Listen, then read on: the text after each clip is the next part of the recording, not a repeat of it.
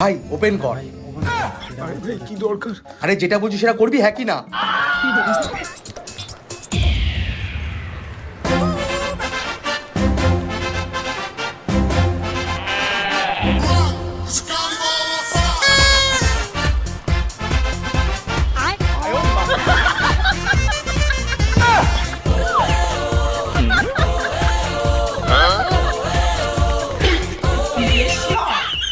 কি হলো, সবাই অবাক হয়ে গেলে তো?